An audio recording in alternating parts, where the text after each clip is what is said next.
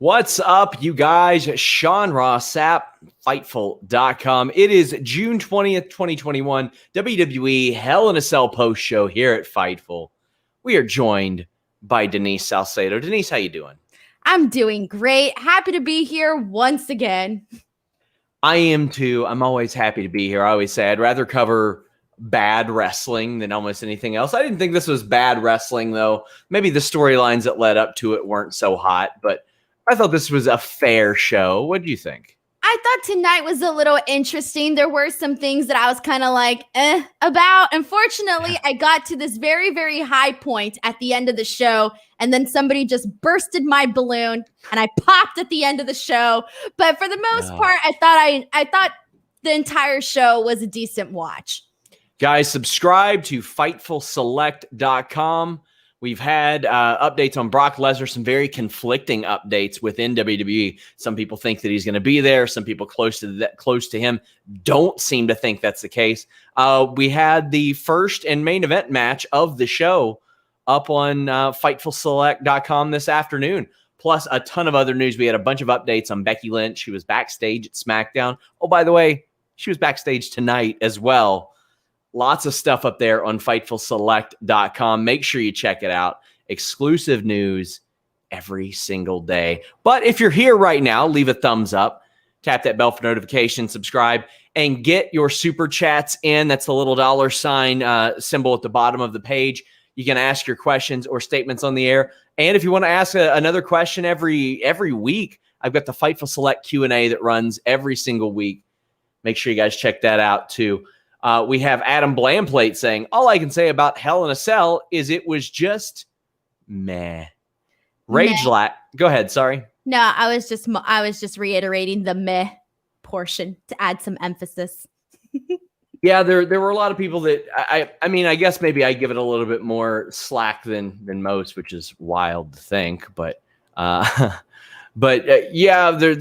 It was solid. I didn't feel like I wasted my time, but there were so many matches tonight, Denise, that were just, okay, it was a rematch of a rematch of a rematch. See, that was my problem with at least, I know we'll talk about it more, but that was my problem with like the Seth Rollins Cesaro match. And like a lot of people were like terribly upset when I tweeted that I couldn't get into that match.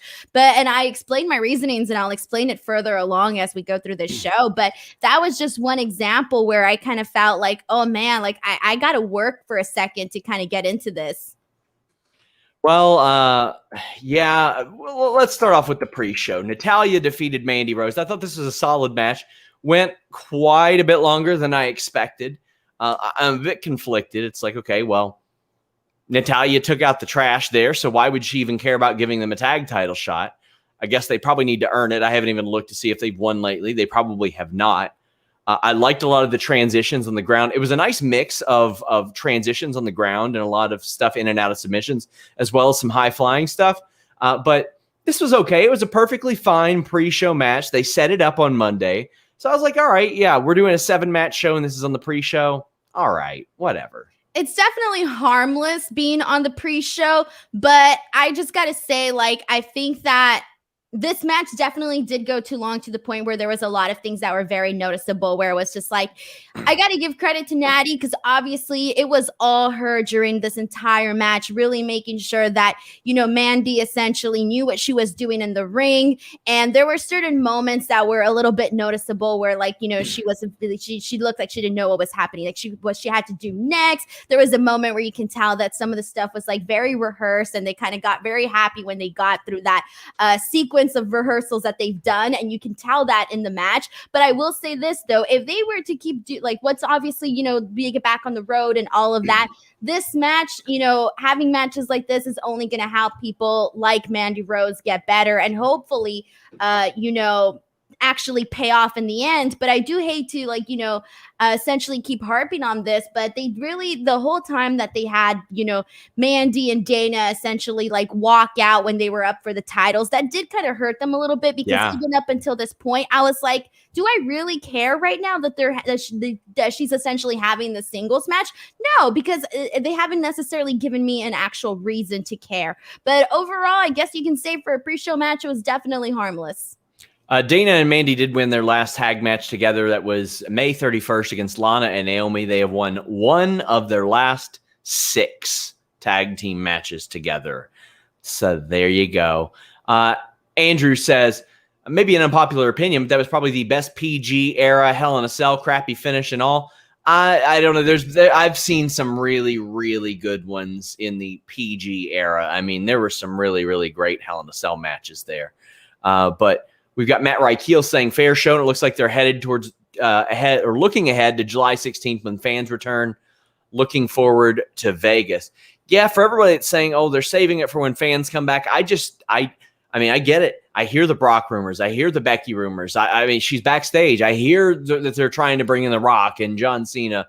I'll believe it when I see it. WWE has treated us like we were stupid for so long that I'll have to believe it when I see it. And Brandon says, how many of the Raw matches we saw tonight do you think will happen again tomorrow night? Well, I don't. Do you think they'll go right back to Charlotte and Rhea? I think they have to. I think based on the events from tonight and how things unfolded, I think I would feel dumb if I said we weren't going to circle back to that at some point. I think we definitely are. I honestly think this was just the beginning. Well, let's talk about the first Hell in a Cell match of the night. I loved Bianca Belair and Bayley. I thought this was a blast. It was really innovative. Jamie Miles sent a super chat and said that they killed. Bayley is so underrated. I think they're both underrated. The finish specifically was fantastic. What was not fantastic is us being reminded that everything was perfectly legal, Denise. They said this 10 goddamn times on this show tonight. Well, I was going to say, no, there is really no excuse for that. I mean, None. It's a Hell in a Cell. I mean, you're supposed to go essentially and experience the most brutal things you're ever going to experience in careers. You know, they've been selling this match as the match that sets people's careers back like 10, 20 years or whatever, you know, the selling point has been the last several years over this match. But honestly, like, they didn't really have to do that, though. They didn't have to say it 10 times between two matches. And I didn't need all the crazy zooms. The moves look good enough without it.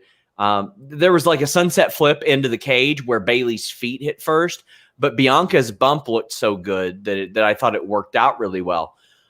There were some really good spots like that kendo stick, the 2 taped kendo sticks and Bayley going through them, but it not giving all the way.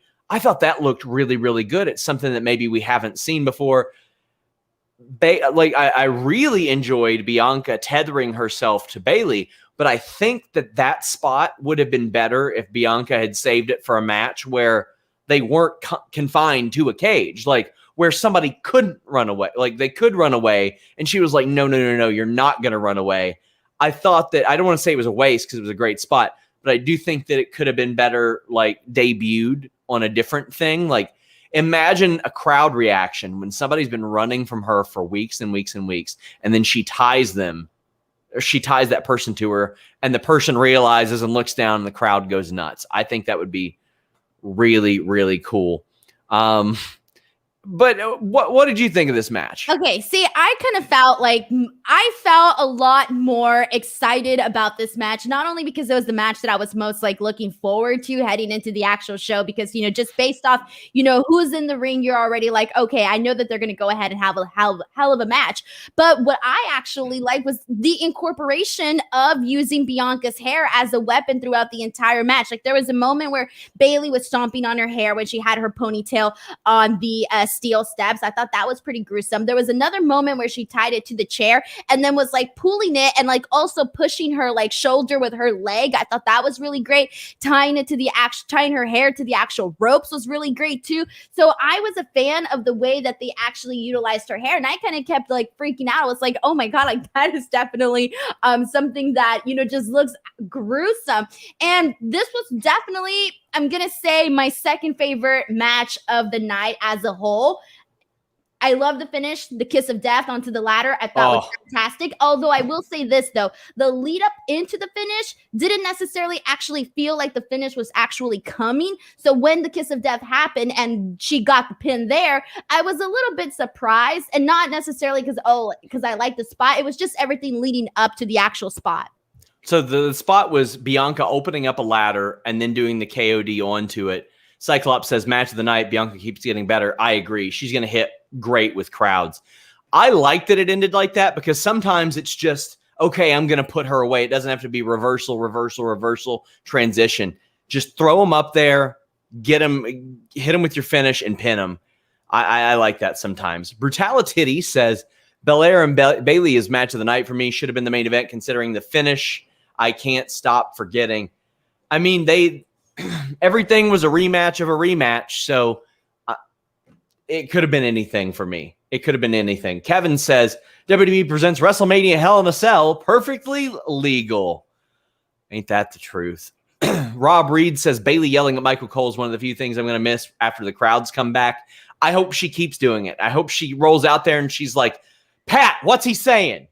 Like, yeah. And like, she just rolls out and she's like, I don't know what you're saying, but it's wrong. Like, I want her to keep doing this, Denise. You got it, especially because like, even though it's something that she does very often, just today, like when because Michael Cole was, he was saying something, I forgot what he was saying. And all of a sudden you hear Bayley just, shut up, Michael Cole.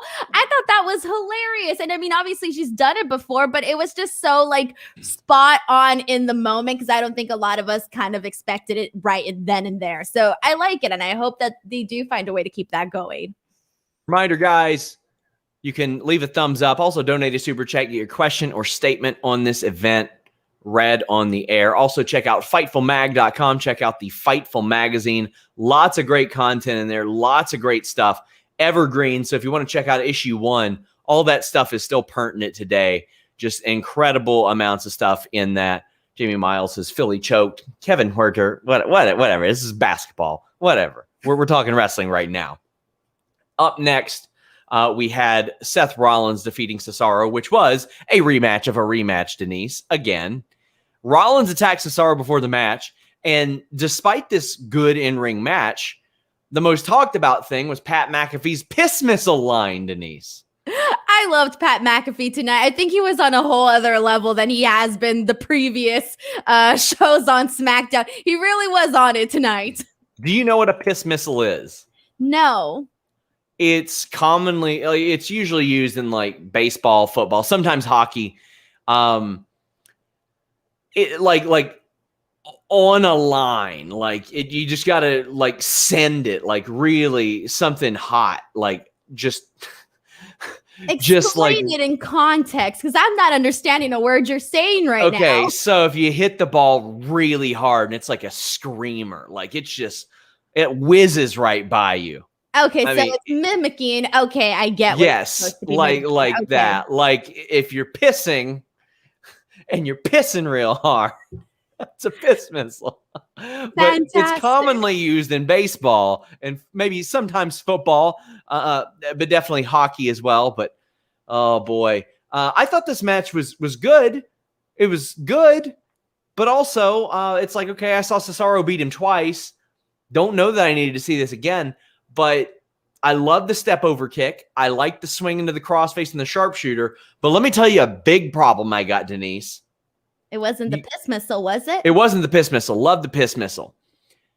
It was after Seth Rollins wins with a completely legal yet unconventional small package. You got Michael Cole saying he stole one. He got lucky. And I'm like, he won with a legal pin. Pinning someone like that Denise, as they say, it's perfectly legal. I don't know what to say. What can you say? It's so stupid. It's so stupid. Bret Hart pinned Diesel with the same move at Survivor Series 95. I'm okay with good wrestlers pinning other wrestlers with good pins sometimes. Now, what I don't like is that schoolboy bullshit. I hate that schoolboy pin. And there ain't no time in my catch wrestling days that I saw any good wrestlers get pinned with a schoolboy roll-up. There's not enough pressure on the shoulders, at least in the way that it happens in WWE. This was, again, not the best small package I've ever seen. But he got the pin. It was clean. It was fine. Sure, whatever. See, I Again, this was a perfectly fine match, but I have to say that I have to stick with my original thoughts on this. And this, I got into it the last couple of minutes, but only because I was appreciating what they were doing in the ring, especially when Cesaro was just stomping the hell out of Seth Rollins. I mean, that definitely grabbed my attention. But just going into this, I just didn't care. There was not a reason for me to say, hey, I care about the circumstances of what's happening in this match. We saw this match at WrestleMania. We then saw the rematch on the throwback edition of SmackDown. And it's like, well, why do I have to care? And what I didn't like about this is because now I hope now you got to give me a reason as to why Seth Rollins won this match, because Cesaro getting the win, okay, great. He had this fantastic moment at WrestleMania. This is probably going to go ahead and level him up. Obviously, he then had his match with Roman Reigns. Fantastic. But now Seth Rollins essentially getting his win back here. Where does that leave Cesaro on this pecking order? What's next here for Seth Rollins? Like, you got to give me a reason, because if not, I just kind of feel like Cesaro has been reverted back to the exact same position that he was at before. And that is where my issue comes in, where I'm like, okay, this was a good match, but I already saw it. And also, what's the point if you just gave Seth Rollins his win back that Cesaro had this grand moment? So it's like, why? So if I were them, I would do a babyface thing and just have Cesaro go, I got pinned. He was the better man. I'll earn my way back. There you go. Move on. The thing too is that I'm wondering, like, okay, what do you do with Seth Rollins? Because right now I'm not feeling what he's doing, like, even as a heel character. So then I'm thinking, okay, should they start planting the seeds for him to turn babyface? Because if they do decide to do Rollins, yeah, I know they ain't. No, that's what I'm telling you. I think they're going to Edge. I think they're going to go to Edge. Because, okay, so here's my question for you. Do you think that we're going to see Seth Rollins, Roman Reigns at any point maybe this year? No, maybe late in the year. I think we're getting, yeah. Like after SummerSlam. So that's what I'm thinking. Like, they got to do something there where, I don't want to, like, if they do at some point decide to turn Seth Rollins babyface, I don't want it to be like a 1 week thing. It's got to be like, plant the seeds, have it go that direction, so that I know that people do not like Seth Rollins as a babyface. I am fully aware of that. But with right now, with what Roman Reigns is doing, I don't necessarily think that. I think that there is a lot of, I think there would be interest in that for sure. Yeah, I think later on this year, that would be a good move to go to. Or even depending on who's available for WrestleMania next year. Who knows? Guys, a quick plug. We do Twitch watch-alongs for every pay-per-view. Impact shows on Thursdays as well over at twitch.tv/Fightful Gaming. Check that out. Also, Fightful Select subscribers. All subscribers can join in on my live discussion on these pay-per-view shows as well. Check those out. Oh boy. First off, let me make sure that I got through all the super chats. Yes. Pat McAfee was on another level. Final finish was trash. Probable cause says Roses are red, Snoopy is a beagle. Hey Sean, do you know in Hell in a Cell everything is legal? Dirt sheet bay shirts win. I don't know. You gotta do it, Sean. You're leaving money on the table. And you know what? You also gotta do a shirt that just says this match humped. I don't know how you haven't done that either. Sean, you need to get on this. You got a lot of money makers. People the idea of those shirts and they say, I'd buy that shirt, and then they never buy that shirt. And then Jimmy Van gets pissed off. And then when I want shirts, he bitches about it. So I mean, that's like a basic font and like import it or something. Well, I know I've got one coming up that I think is pretty basic and pretty cool, but we'll see how it sells. Dirt sheet boy. Yeah, I guess. Oh, Alexa Bliss defeated Shayna Baszler. So I'll halfway compliment this. As far as this storyline goes, this is probably the thing I liked the most, and I still didn't like it because it was stupid. They got you in a good mood today, I think. No, the hypnosis, I mean, I had yesterday off. It was pretty cool. The hypnosis is so stupid. And the reason why I liked any of this is just seeing Alexa Bliss throw her offense. Holy crap. She was laying in those kicks and those elbows and those punches and her DDTs and stuff. I thought her offense looked so good, so aggressive, so stiff. And she doesn't need all that stuff. Doesn't need all that goofy shit. And by the way, if people are asking if I've read their super chat, I do when it gets to the segment that it pertains to, just so you know. Too fruity to read. Ashling says, Alexa's power should go back to The Fiend and drop this storyline with Shayna. Rob Reed says this has to be the first time I've ever seen somebody use the Fire Pro hypnosis move in an actual match. Bob Harris says the Bliss match was as boring as a Taylor Swift record. Rob Reed says I was going to give this show a pass for the Alexa Shayna crap, but everything else, because everything else has been so good, but 2 wet fart endings killed it for me. Denise, I don't like the hypnosis stuff, and I get it. They got to try to find a way to figure this out and do this for live crowds, because this wasn't pre-taped. But follow the finger, Sean. But let's go through all the ways this is dumb. First off, the hypnosis is dumb. The possession is dumb. Why is Nia Jax there? They have not teamed for a month. They effectively split up. They don't like each other anymore. Why is Reginald there? Shayna really doesn't like Reginald. They wrestled each other. This didn't make any sense. Alexa Bliss won. Cool. Whatever. Lily's still in timeout. I don't like this shit at all. I thought you were going to say that you didn't like that Lily was on timeout.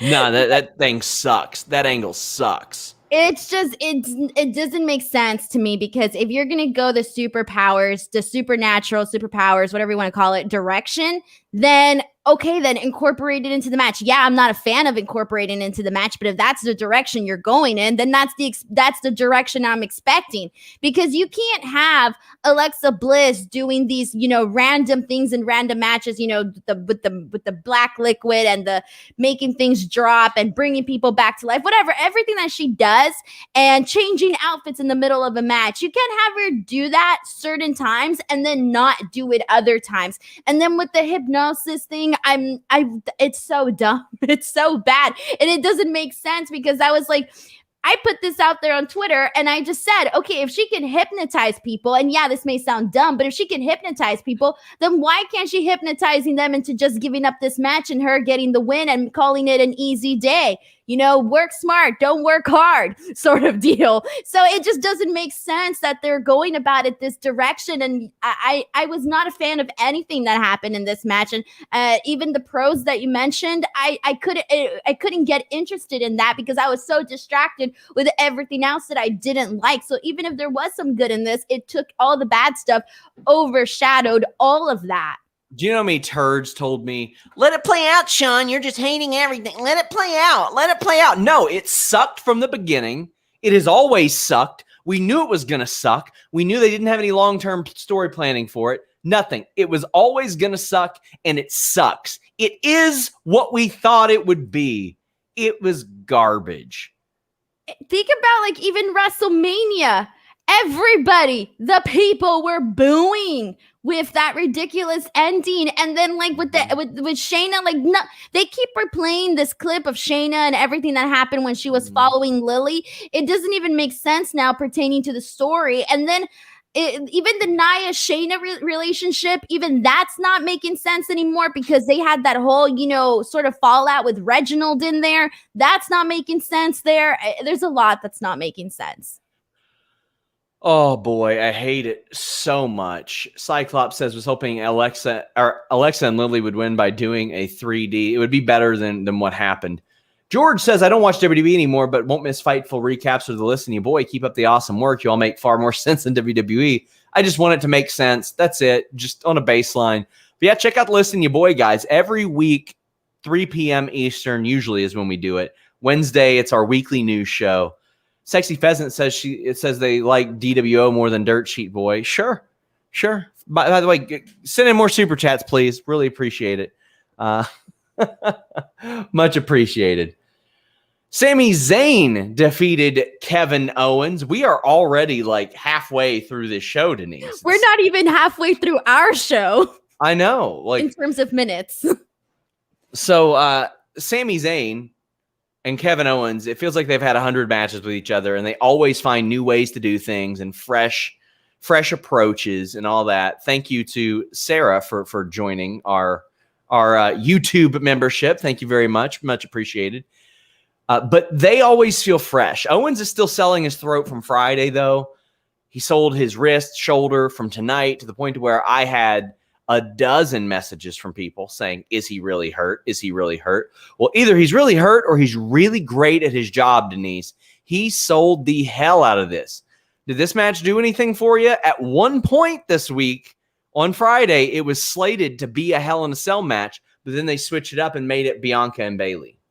Look, here's the thing is that, I just feel like, this kind of goes against everything that I say where like, oh, this is something that we've seen 1 million times, right? We have really seen this match a lot, okay? And like they have this whole history, but in terms of specifically focusing on Hell in a Cell, you can't really say like, oh, this had such a strong story or just such a strong build heading into Hell in a Cell. It's mostly everything that has happened with them and their long history, the totality of all of everything that they've done, right?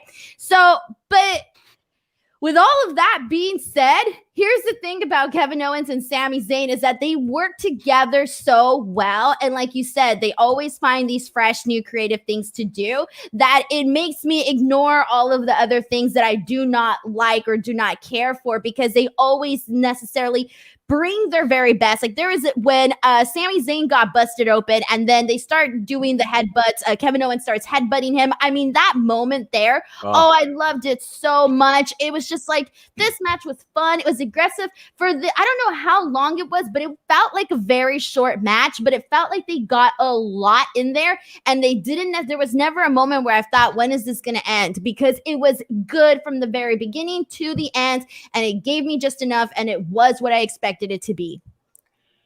The swanton to the outside where Zayn got his knees up was really good. Owens doing the one-arm stunner outside was good. They sold me a ticket on Sami Zayn almost getting counted out. And then they just slug it out and they were beating the crap out of each other.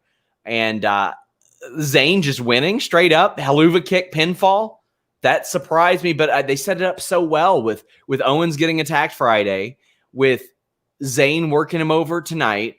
They built it up really well. This is Zayn's first pinfall win in a one-on-one match since October 2nd. He's had 3 in the last 2 years. Since August 2017, he has 6 one-on-one pinfall wins. That's like roughly maybe 1.5 a year. And I was going to come out here and say he needed that win. Well, there you go. There's all the proof that you need. There are a couple title reigns in there, like in the middle of that. But I thought this was really good. They are going to be able to do this match at like the WWE Super Show, the live events, and it'll always get a reaction.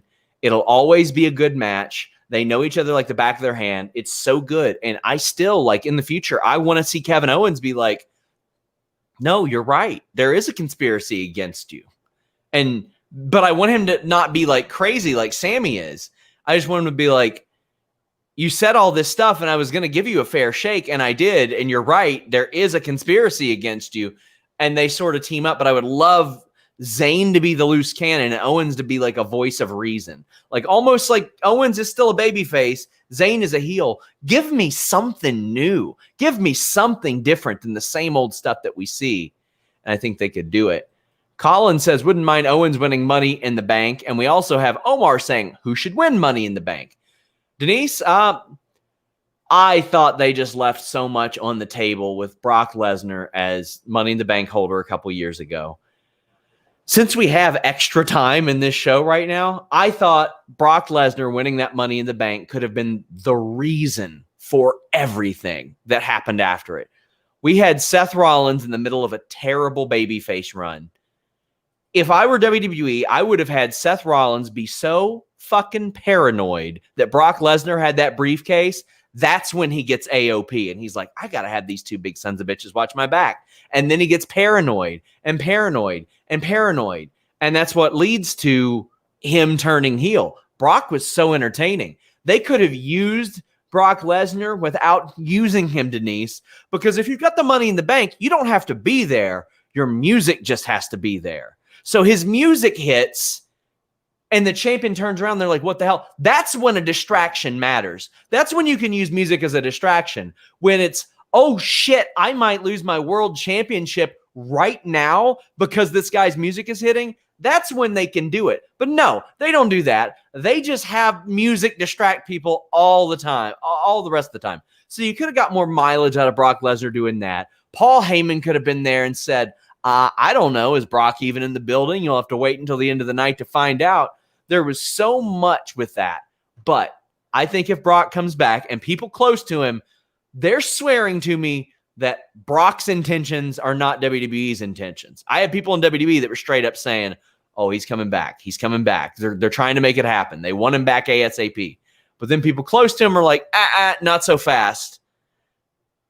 I don't know who should win it. Who do you think should win it? Well, see, here's the thing is that you mentioned the fact that they had a lot of mileage that they could have gone that direction with Brock Lesnar as Money in the Bank and all of that.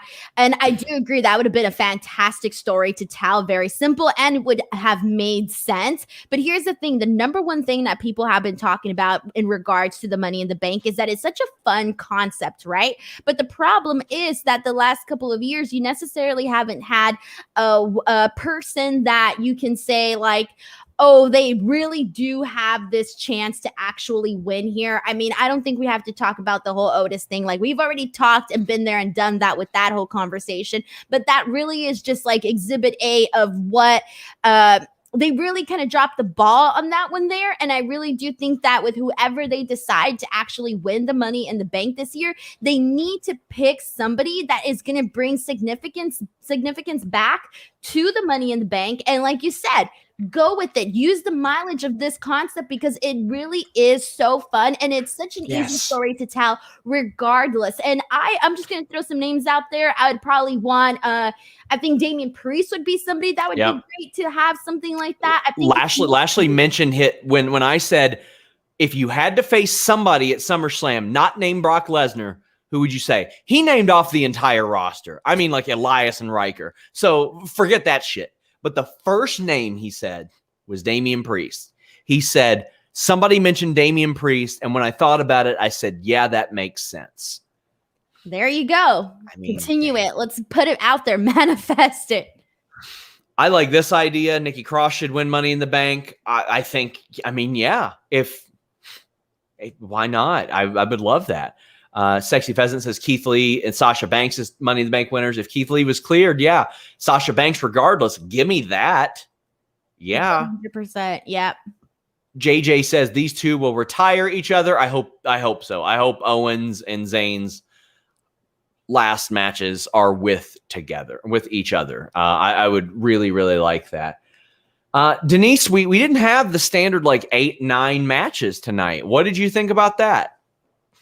It was a little weird because heading into like Friday, I did predictions, right? We only had 4 matches announced at that point. We didn't even have these. We didn't even have these other matches announced just yet. I didn't even do a prediction show because of that. Oh, you did not? No, I did. This is the first. I was, and then 4 matches are set, and I'm like, okay, I'm not doing a 3-minute prediction video. Okay, anyways, but like yeah, so that's what I'm getting at. So there you go. Like, think about that really. Because if you obviously you're WWE, you want people talking about your show, but when you only got 4 matches announced and you're like, well, I'm not going to do a prediction show because it's going to be a 3-minute prediction show, bam, that's already somebody not talking about a pay-per-view. So think about that, and you don't want that heading into your pay-per-view. You want to have like a bunch of matches that people are like, oh yeah, like I can't wait for this match. I can't wait for that match. But there was only 4, like 1 p.m. on Friday. Well, you know what, guys? They shaved off a couple of matches. And if you want to shave off your pubes, check out manscaped.com and use that code FIGHTFUL. Manscaped.com, code FIGHTFUL. Look at Denise. Look at her. It's time to bundle up with that Manscaped Performance Package 4.0. Inside that package, you'll find their Lawnmower 4.0 trimmer, their Weed Whacker ear nose hair trimmer, Crop Preserver ball deodorant, Crop Reviver toner, Performance Boxer briefs, and a travel bag to hold all your goodies. And the most important thing, Denise, it's all completely legal. It's all legal. Whether your start time is 7 p.m. or 8 p.m., it doesn't matter. Because that Lawnmower 4.0 has a 4,000K LED spotlight. So if you're getting started a little bit later, Denise, you can use that spotlight. You can turn it on or off. and be able to see what you're doing. It's waterproof too. In the shower, out in the wild, chest, pubes, all the way down to your nuts. The Lawnmower 4.0 is the best trimmer for you. The Weed Whacker is also waterproof, uses a 9,000 RPM motor-powered 360-degree rotary dual-blade system. This nose and ear hair trimmer provides proprietary skin-safe technology, so you won't have to worry about going through all that mesh, that cell. I don't have my flag here. Hold on, Denise, hold on 1 second.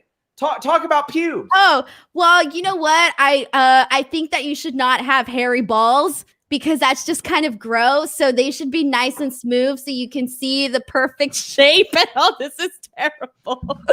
Smooth balls for the win. Sami Zayn won.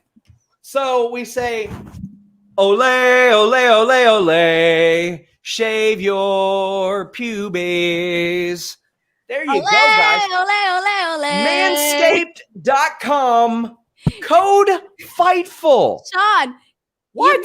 I have a better rhyme for you. It's ole, right. Ole, listen, ole, ole. Listen. Shave your pubes. WWE, in honor of WWE shaving off about 20% of their matches, we are giving you 20% off plus free shipping when you use the code FIGHTFUL at manscaped.com. And we're going to give you 100% off your pubes if you want, because you know what? It's got a great guard on there. That way you can choose how long they are. Manscaped.com, code FIGHTFUL. Were we literally just fighting to talk about balls? I kind of felt like we had a war here. Yeah, of course. Sean, I need to get my moment in. You do. You got to get your shit in. The spot here, you know? You got to get your shit in, Denise. I admire that. I respect it. I really do. Thank you. Rhea and Charlotte got their shit in, but they also got a DQ in. Oh, man. It's time to talk about this? All right, cool. Let's do it. Well, I like the match. I think they have wonderful chemistry. The only complaint I have is when Charlotte did that really badass, like hanging straight ankle lock over the ropes, and Rhea sold the leg. She immediately followed it up with one of the most beautiful missile drop kicks I've ever seen in my life, so that she wasn't really selling the leg there. But other than that, I thought this match ruled. Ripley on that superplex, I was like, eh. And then when they slowed it down, like she almost, the way that she threw that superplex, it looked like she was going to land high on her neck. But when you slow it down and see, she corrected so well and was able to bump flat. It was so good. And then she still did the roll. I loved Rhea Ripley getting out of the figure 8 by dragging herself out of the ring, because the rope break just causes the count. Once they're outside, there's really not much of a count besides the 10 count. And then Rhea Ripley causes a DQ, a very lame DQ. They should have done something way worse than this, Denise. What you do, just hit her with the top of the table? Dude, okay, so when that happened, I was like, I wasn't expecting it to be a DQ, so it kind of just came out of nowhere. I was like, oh, are you serious? Like, this is it. This is done. We're done here? All right, cool. I liked this match, obviously, but I do have to say that I think it was really Charlotte, for me, in my opinion, that made this match as good as it was. Like, there was a moment where she did a backbreaker on Rhea Ripley and then literally just like smashed her face onto the turnbuckle. Like, that one little moment was just one of many that I really enjoyed throughout this entire match. But I just kind of felt that she brought the fire. She really brought who she was. And that was the one thing that I will say kind of hurt this match for me, is that one of the big topics that, you know, we've been talking about in our Raw post show and all of that is the character of Rhea Ripley, whether we were talking about the fact that certain weeks she's a heel, certain weeks she's a baby face. And so when you go into this match and she's sort of this tweener, I kind of felt that she wasn't bringing who she was supposed to be heavy on in this match. So like with Charlotte, she goes in there and you know who she is. You know what she's all about. I didn't feel that way on Rhea Ripley's end. I think that if her character, whether if she was coming in this as a heel as well, or if she was coming in as a babyface as well, I think whatever it is that she was supposed to be could have been portrayed a lot larger than life in this match, just to kind of elevate this match a lot further. And then even afterwards with this DQ finish, essentially, you know, her intentionally getting herself disqualified disqualified to retain the title, I thought, all right, well, if the bright side of this is anything, it's the fact that now for sure we know that Rhea Ripley is indeed a heel, because that is definitely a heel tactic. So I don't know. I don't think so. It is. I think it is, Sean. So tomorrow, I don't want to see Rhea Ripley as a babyface. Hold on. You think that WWE is like within their conscious mind saying they don't know how to book baby faces, Denise. They think it's a baby face thing. How is that a baby face thing? It's not. That's the point. It's not. But they think it is. That's what I'm saying. I know, but they think it is. And we got into the spot where they just fight each other over and over again. I also loved Charlotte not kicking out of the riptide. She got her foot on the ropes, but then we saw one after the match as well. I do think they're going, as I mentioned, Peter Griffin versus the Chicken, where they can't stop fighting each other. I thought Charlotte was going to win this. I expect Becky Lynch to come back in about a month. I think that, not me reporting anything, I think that Becky Lynch and Charlotte will probably be the SummerSlam program. That's what I'm expecting, but poor Rhea. I mean, I think that Rhea and Becky would be a super awesome program, but they should have Rhea run through people. Rhea should have mowed people down as a heel, Denise, until Becky came back. See, they might have enough time. Like if you said you expect the whole 1 month thing, okay, from now until SummerSlam, we got a whiles away to go. I mean, they could still do that. Like tomorrow after, you can say like, I just know they're going to keep circling back on this Charlotte thing. Like this to me feels like it's the beginning of the Rhea Ripley Charlotte situation. So I don't see that ending, but I think now is the time to actually start doing something. Not something with Rhea Ripley, but start doing it in a more proper way that can actually help her and build her up to be at least a dominant champion, because she doesn't feel like a dominant champion right now. Brian F says Rhea Flair DQ was trash, but was it to set up SummerSlam? No, I think Becky's going to be involved in the title picture at SummerSlam. Brandon Charles Powell says Hell in a Cell met and exceeded my expectations, except for the Rhea and Charlotte finish. I didn't mind it that much. Their pay-per-view, they're getting paid an awful lot for TV right now. So you've got to balance those. They have to be on the same level. Jamie Miles says that this match was a giant bowl of meh. I liked the match. The finish, I can understand why people didn't like it. And Rob Reed says, I was more upset with Rhea getting DQ'd for the same move Randy Orton does every week than I was Alexa using hypnosis. It didn't make any sense, Denise. That's true. I didn't even think about that. If you can use hypnosis in one, it doesn't make sense. That should be technically a disqualification right there. You're using these supernatural forces to help you. Guys, use supernatural forces to send us super chats. We are poor. Brutality says, pretty good show, but I didn't like the main event finish. Denise called it with the Rhea Flair video package. Just had the final week with no cross. Explain that, Denise. I did. Okay, so when was it? Okay, so the day on Monday when they had the brawl, the pull apart and all of that, I put on Twitter, like, when they recap this match at the pay-per-view, don't mention anything about Nikki Cross or any of this, beat the clock stuff. Just show the actual pull apart brawl. And they did just show the pull apart brawl. So I was like, look at someone's reading my Twitter account. Ken Shearer says, weird how Stardom, a competent company, can have a non-finish to a championship match and not have it ruin the match. Trips can choke on his PR. I think in the long run, this one might actually work, because I just want them to go through with this story as I presented it. Two people who badly want to fight each other and can't stop fighting each other. CJ Dar says he thinks the next step should be Charlotte winning Money in the Bank. Has she ever won Money in the Bank? I don't think so. I don't think so. Or at least I don't remember. Yeah, she will eventually, I'm sure. But I don't think that would be a bad idea at all. I just think that she wins the title. Make Yourself 85 says the ad by Sean and Denise is more entertaining than Raw. Low bar, my friend. And Brandon Charles Powell says, when Hell in a Cell doesn't give us lots of matches, you guys are the best. We're always the best. Thank you so much, though. Sexy Peasant says, Bayley is technically a SmackDown star. Technically, no, she is not. They did a complete redraft, and she was not a part of the last draft pool. So she is technically a free agent. I know what you're saying. You're talking about how she got drafted years ago, and then she was a SmackDown star. She won the Raw title, yada, yada.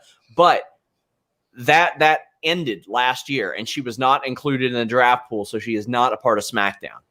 Ken asks if I'm just letting it play. Ask him to let it play out. I am. And Cyclops says, Becky's going to murder Rhea in the promo off. Oh, yeah. I fear for Rhea in those promos if that happens, Denise. That sucks. I feel really bad because that's not what we thought was going to be happening with Rhea on the main roster whatsoever. And that's why you get her a freaking manager. Get her a manager. Oh, it's going to be bad. JL brings up a good point. A toast to the last WWE pay-per-view in an empty arena. Wow. Oh, so happy. We're doing this. I'm so happy. Look at Faustino with this huge super chat. Big thank you. Says, just when I thought I was out, both of your passion for the product is pulling me back in. I might watch Raw tomorrow. Well, I appreciate that.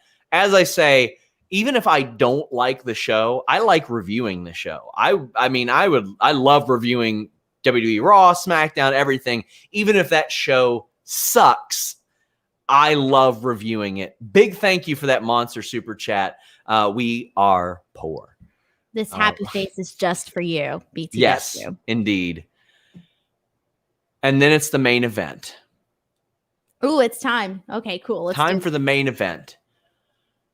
Last chance for Drew McIntyre. Hell in a Cell match. By the way, FightfulSelect.com broke today. This would be the main event. Bianca, Bayley leading things off.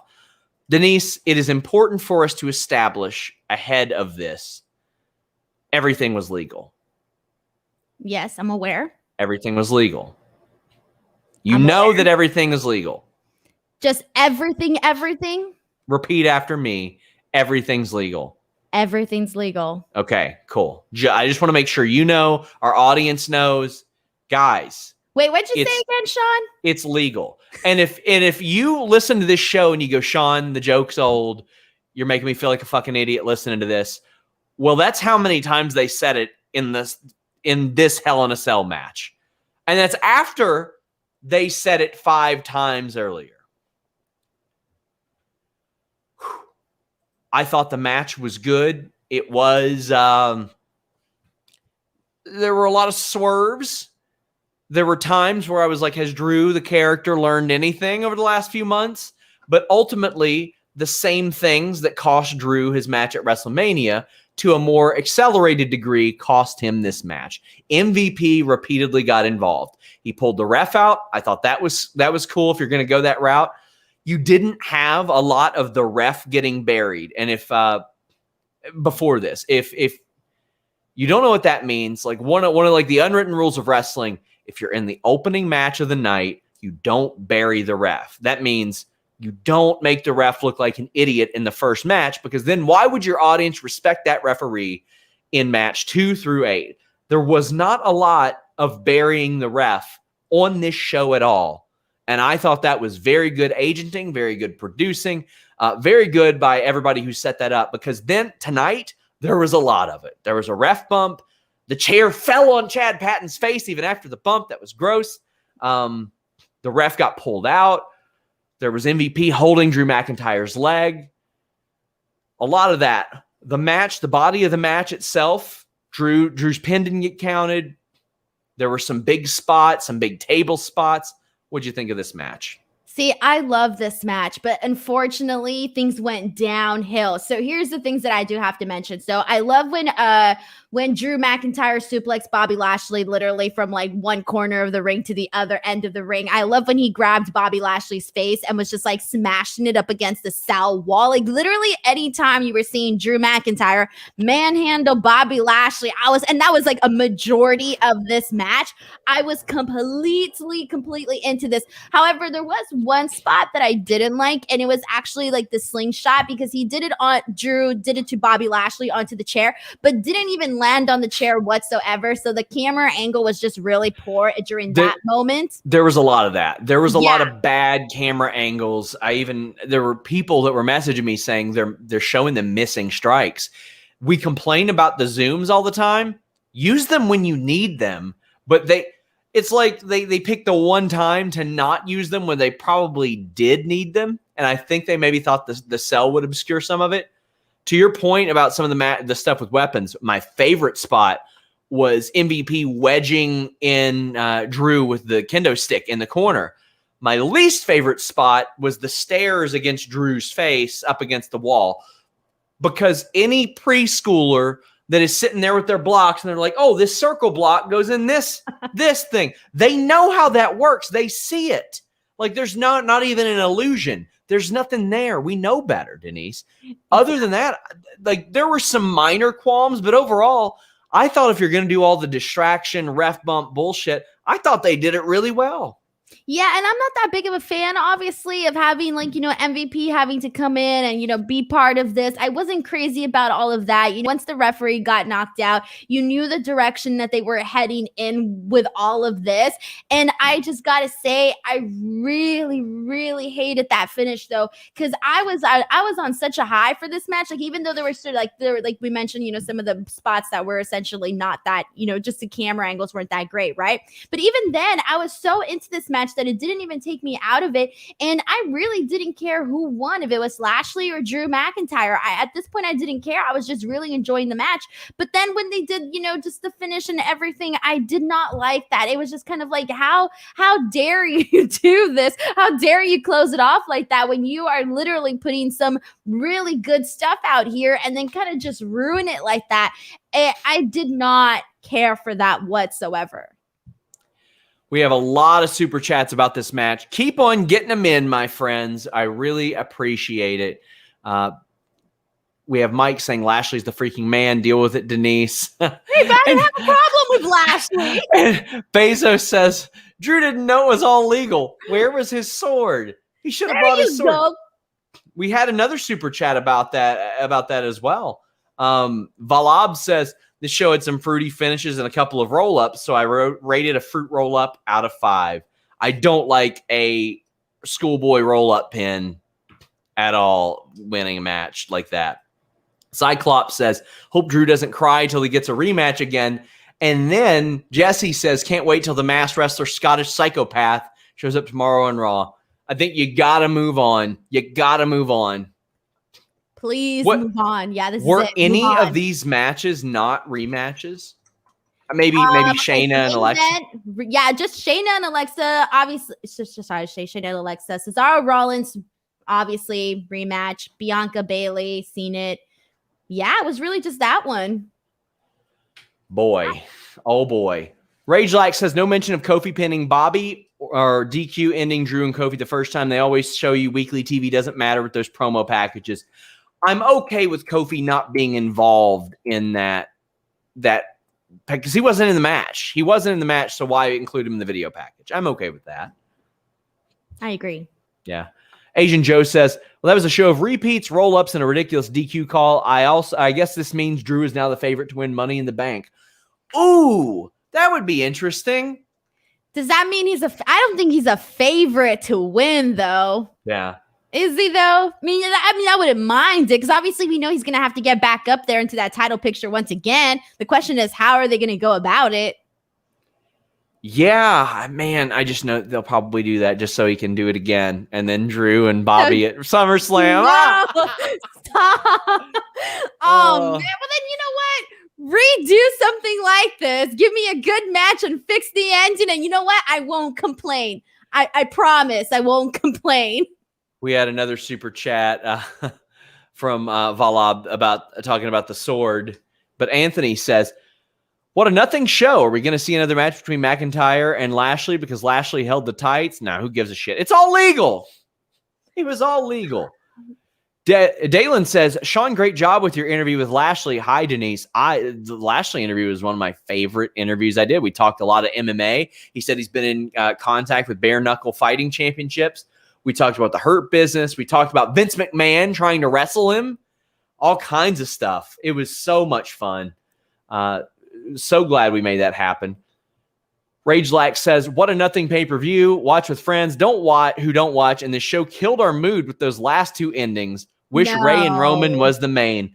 Ray getting yeeted into the cage would have been a way better ending. Well, yeah, for sure. That would have been a very cool visual. Havery says, tonight would have been better if Heath randomly showed up begging for a job because of his kids and it's Father's Day. He's dealing with a knee injury. He's signed to Impact Wrestling, I believe. So that's probably why. JJ says Lashley Drew and Lashley as champ was better done in TNA 6 years ago. Yeah, it was. The matches were pretty good this go around as well, though. And Joel Pearl says that he is poor and you all should hire him. But Brandon Charles Powell says, I guess Lashley stole one too. It's all legal, Denise. You can argue the same thing. There you go. It's all legal, Denise. And we are back here tomorrow night, WWE Monday Night Raw. But tell the people what you're up to, what you got going on, Denise. Alrighty, guys. Follow me on Twitter and on Instagram @ Denise Salcedo. There is something new going on in my life every single day, and I literally tweet about it because I'm Twitter addicted. So you can definitely go there. And then youtube.com/Denise Salcedo. I got lots of videos going up there as well. So please make sure to check out that channel. And then, yeah, make sure you check those out. Guys, slap a thumbs up on this video. Why don't you? I interviewed Bobby Lashley this past week. We're bringing you interviews all the time. So many cool, fun interviews that we got going on. Who else did I interview this week? Maria Kanellis. That was such an introspective talk. She talks about HR and WWE, how she would change things, a lot of cool stuff like that. Tuesday, I have an in-person interview with Thunder Rosa that I filmed in Jacksonville. That was a whole lot of fun. I interviewed Jody Threat last week. And if you're saying, who's Jody Threat? Watch that interview and find out. There's a reason Trish Stratus called on her to train with her before her retirement match. I interviewed Kyle O'Reilly last week. It's a good time. Then we got NXT AEW reviews. We're here next Saturday for AEW. Hot diggity dog. Until next time, guys. We're out.